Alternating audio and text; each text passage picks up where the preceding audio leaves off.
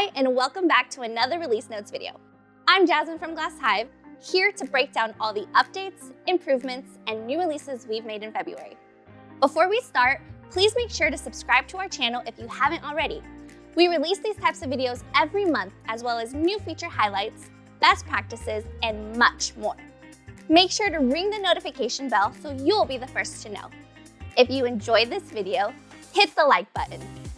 Have any questions or want to chat about what's going on in the Hive, leave us a comment down below. We'd love to hear from you. Now that that's out of the way, let's buzz into it.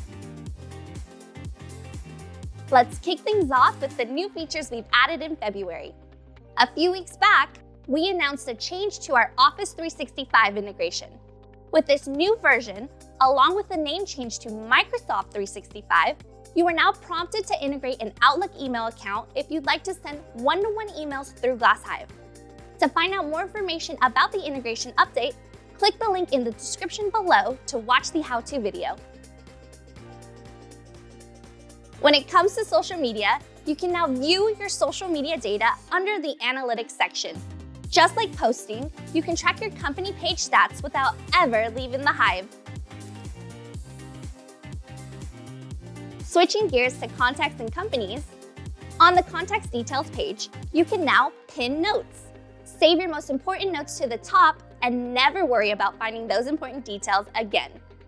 For the Company section under the Contacts menu, you can filter the board by assigned users, minimizing the amount of scrolling to find your contacts, which ultimately saves you time so you can focus on closing another lead. Now it's time for our bite-sized updates.